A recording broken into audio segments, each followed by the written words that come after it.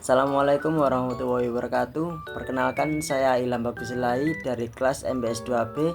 Di sini saya akan menjelaskan tentang sejarah perkembangan ilmu fikih untuk memenuhi tugas mata kuliah ilmu fikih. Sebelum kita membahas tentang sejarah perkembangan ilmu fikih, di sini kita akan membahas terlebih dahulu apa itu ilmu fikih. Ilmu fikih adalah salah satu disiplin ilmu yang sangat penting kedudukannya dalam kehidupan sehari-hari umat muslim. Fikih termasuk ilmu yang muncul pada masa awal perkembangan agama Islam. Fikih sudah ada pada masa Nabi Muhammad SAW, walaupun belum menjadi sebuah disiplin ilmu tersendiri. Karena semua persoalan keagamaan yang muncul waktu itu langsung ditanyakan kepada Nabi SAW. Maka seketika itu solusi permasalahan bisa terobati dengan sumber pada Al-Quran dan Sunnah. Al-Fiqih secara etimologi berarti mengerti atau memahami. Al-Fiqih berasal dari kata faqaha yufaqihu fiqhan yang berarti pemahaman. Pemahaman sebagaimana yang dimaksud di sini adalah pemahaman tentang agama Islam. Dengan demikian, fikih menunjuk pada arti memahami agama Islam secara menyeluruh dan komprehensif. Kata fikih yang secara bahasa berarti pemahaman atau pengertian ini diambil dari firman Allah Subhanahu wa taala yang berbunyi, mereka berkata, "Wahai Syuaib, kami tidak banyak mengerti apa yang kau katakan itu. Sedangkan kami sesungguhnya memandang engkau sebagai seorang yang lemah di antara kami. Kalau tidak karena keluargamu, tentu kami telah melemparimu dengan batu, sedangkan engkau pun bukan seorang yang berpengaruh atas kami." Fikih sesungguhnya lahir bersamaan dengan lahirnya Islam itu sendiri, sebab fikih merupakan bagian yang tidak terpisahkan dari keseluruhan ajaran Islam. Islam terdiri dari 3 dimensi: dimensi akidah, dimensi akhlak, dan dimensi amaliyah. Dengan demikian, embrio usul fikih sesungguhnya telah ada bersamaan dengan keberadaan fikih itu sendiri, karena fikih sesungguhnya merupakan hasil ijtihad dari kedua sumber primer, yaitu Al-Quran dan hadis. Sebagaimana dimaklumi bahwasanya syariat Islam yang ada pada kita sekarang yang telah dibawa dan disampaikan oleh Nabi Muhammad SAW, dasar utamanya adalah Al-Quran, Al-Karim, dan hadis. Al-Quran dan As-Sunnah saling melengkapi maksud dan tujuan firman Allah Subhanahu wa taala. Dengan begitu, As-Sunnah juga merupakan dasar hukum Islam. Oleh karena itu, pada keduanya, Al-Quran dan As-Sunnah, para imam mujtahid bersandar dan berdasar dalam menggali hukum dengan didasarkan pada ilat hukum. Memahami sejarah fikih dan usul fikih memiliki urgensi yang signifikan bagi umat Islam. Pengetahuan historis atas kedua ilmu ini memberikan satu kejelasan tentang kedudukannya dalam agama Islam, sehingga dapat menghindari umat Islam dari misinterpretasi atau salah penafsiran terhadap ketetapan hukumnya. Sesuai dengan sifatnya, kedua ilmu ini bersifat relatif, terbentuk karena adanya kepentingan kondisional terkait dengan pelaksanaan ijtihad para ulama pada masanya. Dengan demikian, ketetapan yang rumusannya bukan bersifat mutlak dan tidak final, tetapi memungkinkan terjadi perubahan, rekonstruksi, bahkan dekonstruksi. Dan di sini kita akan memulai tahap-tahap sejarah perkembangan ilmu fikih. Secara garis besar, perkembangan fikih dan usul fikih dapat dibagi dalam 3 fase, yaitu fase pembentukan, fase yang terjadi antara abad 7 sampai 10 Masehi, fase kebukuan hukum, fase yang terjadi antara 10 sampai 20 Masehi, dan terakhir fase perkembangan hukum Islam, fase yang terjadi setelah terbentuknya negara Islam nasional. Sebagian ulama membuat periodisasi sejarah perkembangan fikih dan usul fikih dengan lebih detail. Ketiga fase di atas dirinci lagi menjadi 5 fase, yaitu fase pertumbuhan, fase perkembangan, fase kemajuan, fase kemunduran, dan yang terakhir fase kebangkitan.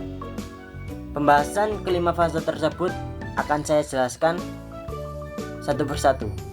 Yang pertama adalah fase pertumbuhan yang terjadi pada 610 sampai 632 Masehi. Fase ini terjadi pada masa Nabi yang dimulai sejak Nabi diangkat menjadi Rasul sampai tahun wafatnya. Masa ini dalam dua periode, yaitu periode Mekah dan periode Madinah. Periode Mekah hampir tidak didapatkan indikasi yang berarti karena masa ini merupakan masa pembentukan fondasi ketauhidan Islam. Ayat-ayat yang diturunkan adalah ayat-ayat akidah. Berbeda dengan masa Madinah di mana ayat-ayat tentang hukum dan peranata sosial mendominasi, sehingga indikasi penetapan hukum terlihat lebih jelas. Dan yang kedua adalah fase perkembangan yang terjadi pada tahun 632 Masehi sampai 661 Masehi. Fase ini disebut juga fase sahabat dan juga dikenal dengan masa persiapan pembentukan fikih. Secara historis, masa ini merupakan masa pemerintahan Khulafaur Rasyidin. Terjadi pada perubahan dan perkembangan pada masa ini. Wilayah Islam sudah meluas hingga meliputi Syria, Yordania, Mesir, Irak, dan Persia. Konsekuensinya adalah terjadinya perjumpaan antara ajaran Islam dengan sistem kultur dan perilaku baru, di mana ketentuan hukum spesifiknya tidak ditemukan dalam sumber hukum Islam yang ada. Fase yang ketiga adalah fase formulasi dan sistemisasi yang terjadi pada tahun 661 Masehi hingga 950 Masehi. Pada masa ini, wilayah Islam sudah meluas ke seluruh Jazirah Arab sebagai akibat ekspansi yang dilakukan sejak masa Khulafaur Rasyidin. Perluasan wilayah berkonsekuensi penyebaran sahabat ke wilayah baru sebagai pemimpin agama dan intelektual. Pada tahap selanjutnya, muncul kota-kota penting Islam dengan ciri masing-masing. Secara geografis, kota-kota intelektual terbagi tiga, yaitu Irak yang terdiri dari Kufah dan Basrah, Hijaz yang meliputi Mekah dan Madinah, serta Syria. Namun, dua kota yang pertama, Irak dan Hijaz, memiliki pengaruh kuat dalam pembentukan fikih dan usul fikih. Fase yang keempat adalah fase stagnasi yang terjadi pada tahun 950 hingga akhir abad ke-19 Masehi. Masa ini merupakan periode kemandegan dan kemunduran pemikiran fikih dan usul fikih. Hampir tidak ada pemikiran baru yang dihasilkan ulama pada masa ini. Fatwa-fatwa generasi sebelumnya dibukukan dan dijadikan sebagai pegangan. Hadis juga sudah ditulis secara sistematis dan diklasifikasikan berdasarkan kualitasnya. Di samping itu, jurisprudensi dan prinsip-prinsip penafsiran juga sudah dirumuskan secara metodologis. Berbagai produk warisan tersebut tidak disikapi secara kreatif sehingga menimbulkan stagnasi. 26 ciri khas fikih pada masa ini adalah taklid dan faksionalisme yang menunjukkan hilangnya dinamika fikih sebagai sebuah keilmuan. Fase yang kelima adalah fase kebangkitan, yaitu akhir abad ke-19 sampai sekarang.